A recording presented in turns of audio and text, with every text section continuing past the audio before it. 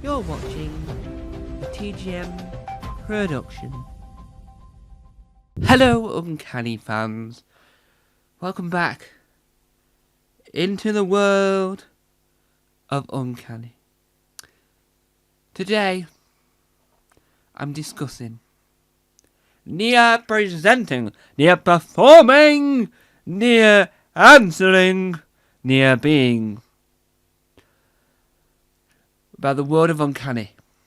What is the world of Uncanny, you ask? Well, you're going to find out. Uncanny is a franchise, according to Wikipedia, but it's a global phenomenon. This is all the ways you can consume Uncanny, whether it's at home, abroad, or in person. So let's start off with the obvious. Uncanny. It's a radio and podcast. I call it radio show because it was presented to me when I first heard about it through BBC Radio 4, but now they mainly call it a podcast and shove it as a podcast, and you can listen to it on Spotify as well as the BBC Sounds app. From Uncanny being turned into this phenomenon on audio, the BBC, who had made it for BBC Radio 4, said, let's get Danny Robbins to a TV version. And here we are, on TV, with Uncanny. And its Uncanny spin-off, Uncanny Postmortem, which is a visualised podcast of a TV show that is an adaptation of a podcast. It makes sense. It makes sense. Don't question it. Do not question it. The more we question, the more we'll not really get the gist.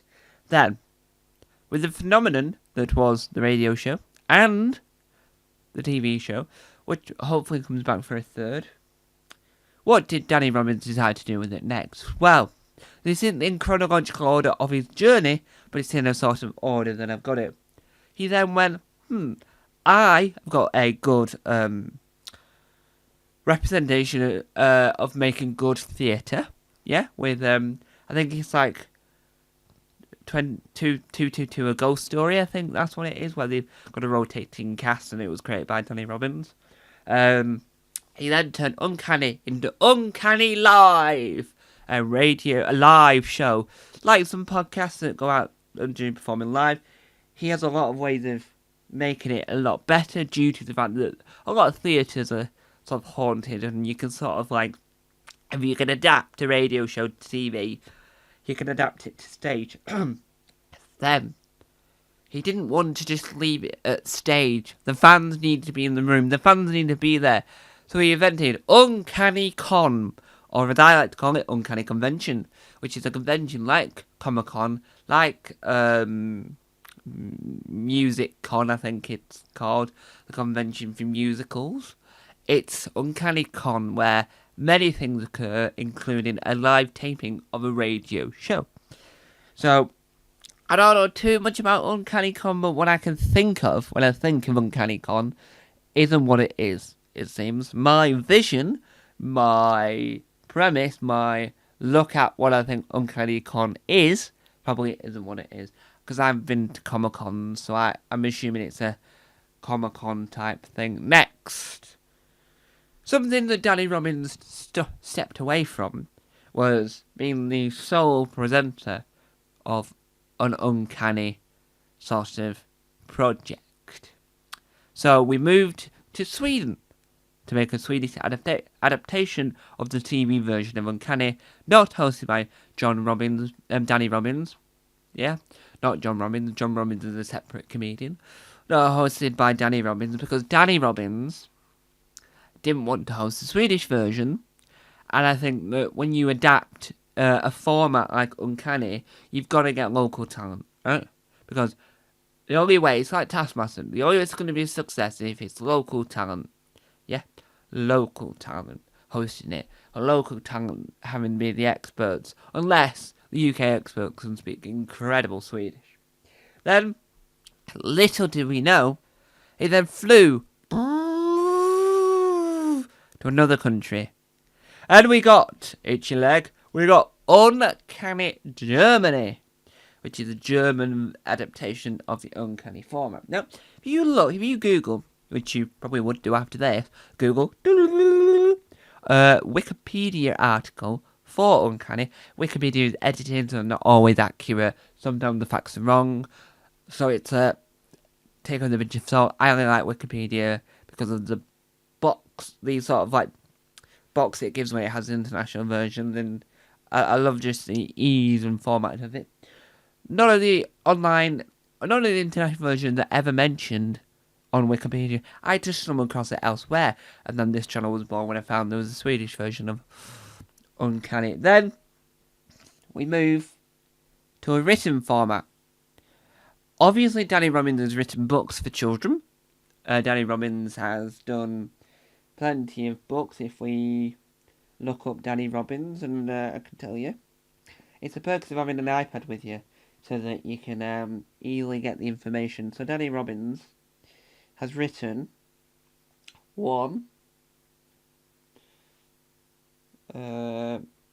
I think at the moment it looks like one children's story, but uncanny wise, Danny Robbins has written 2 uncanny books. One that is titled Into the Uncanny, and the other one that is titled Into the Uncanny, a real-life investigation into paranormal.